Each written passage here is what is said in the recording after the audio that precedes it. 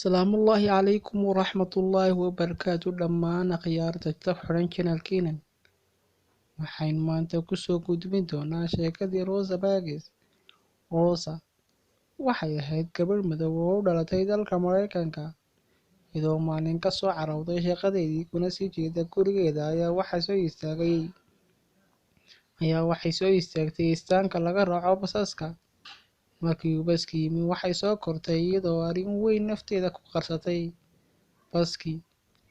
Baska kursigiisa ayay isha la raacday, kadibna waxay aragtay kursi bannaan. Markaasi ayay fadhiisatay kursigii. Wax yar hadday fadhiday, waxaa baskii soo koray nin ka mid ah dadka caddaanka ah. Waxa uu soo dul istaagay Rosa, isagoo sugayay inay ka kacdo kursiga. Rosa dhag umay dhigin, tanna kamay gelin ninkii caddaanka ah ee kursigeeda doonayay inay ka kacdo. Ninkii caddaanka ah aad ayaa uga xanaaqay. Dhammaan dadkii caddaanka ah ee baska la saarana sidoo kale aad ayay uga xanaaqeen, waxaanay ku qayliyeen, ilbiriqsi gudahooda uga kac kursiga, u banee boqorkaaga addoon yahay ee madow. Rosa dhag umay dhigin caydii iyo hanjabaadii dadka caddaanka ah ee agagaarkeeda la saarnaa. Daawade, ma kula tahay in baskii la istaajiyay, booliiskana la wacay, gabadhii Rosa ahaydna ganaax, dil iyo xabsi la isugu daray? Wax macquul ah inaad isweydiiso maxaa sababay oo loo ganaaxay Rosa? Basku soo dadweynaha kama dhaxeeyo. Maxaa ku jaban inay kursiga ku fadhiisato maadaama uu bannaanaa marka ay fadhiisanaysay? Goormaa la arki jiray islaan waayeel ah oo kursi inay uga kacdo wiil dhalinyaro ah? Akhriste, si la yaabkaasi kaaga bo'o, bal aan akhrino xeerka Mareykanku. Waxa uu qorayaa xilligaas ma bannaana in qof madow fadhiisto kursi isagoo taagan yahay qof caddaan ahi. Haddii wiil dhalinyaro ah oo caddaan ah uu soo dul istaago haweeney waayeel ah oo madow, kursina ku fadhido, waa inay sida dhaqsaha badan uga kacdaa.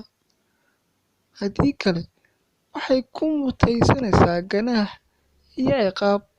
Bal waxaa intaasi u dheeraa inaad ku aragto maqaaxiyaha waaweyn ee Mareykanka ku yaal, looma oggola inay soo galaan maqaaxiyaha bisadaha, eyga, iyo qof madow. Waxyaabahaas oo isbiirsaday ayaa waxay Rosa ku keenay inay ka dhiidhido addoonsiga guracan ee lagu hayo dadka madow, waxaanay qaadan weyday sida foosha xun ee loola dhaqmo, sababtuna ay tahay inay madowdahay. Waxaa maskaxdayda ka dhaadhici waayay in la simo xayawaanka oo la dhaho qof madow iyo ay ma soo wada geli karo maqaaxiyaha. Maalintii ay Rosa go'aan ku gaadhay inay dhahdo maya addoonsi, maya midab-takoor, maya liidnimo, maya quursi, maya xaqiraad, ayaa waxaa bilowday kacdoonkii dadka madowaa. Ay dhaheen dhammaantood maya maya maya liidnimo iyo quursi dambe. Kacdoonkaasi waxa uu socday 381 maalmood. Markii raggii caddaanka ah ee dalka u talinayay ay u maalan waayeen dejinta kacdoonkan ka dhacay dhammaan daafaha waddanka Mareykanka, ayaa maxkamaddii u helisay Rosa iyo bahdeedii dulmisay. Halkaasina waxaa ku dhammaaday xeerkii iyo dulmigii lagu hayay dadka madow ee ku nool Mareykanka. Diidmadii Rosa ee xilligaasi waxay keentay in sanadkii 2001 miilaadiga, kuna beegneyd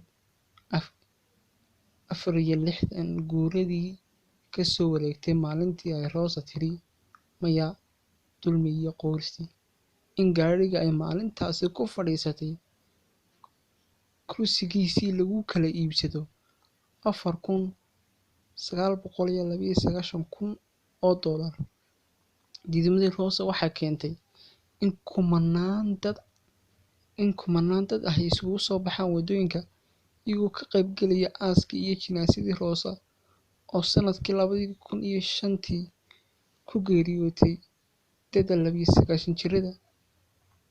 Diidmadii Rosa waxay keentay in aaskeeda ay ka soo qayb galaan kumanaan qof oo barooranaaya, madaxweyneyaal, aqoon-yahano, iyo in xataa calanka Mareykanka hoos loogu dhigo oo la dejiyo.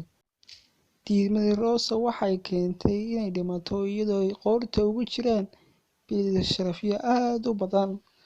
Haddaba, aad ayaad ugu mahadsantahay daawashada fiidiyowgan, waanan kaaga mahadcelinaynaa sida wanaagsan ee aad u daawatay. Waxaanan kaa codsanaynaa inaad subscribe taabato si aad ula socoto barnaamijyada dambe ee aanu soo gelin doono channel-kaygan. Haddii uu muuqaalkani ku qanciyay, like taabo. Haddii uu waqti lumis ahana dislike taabo. Aad ayaad mahadsantahay.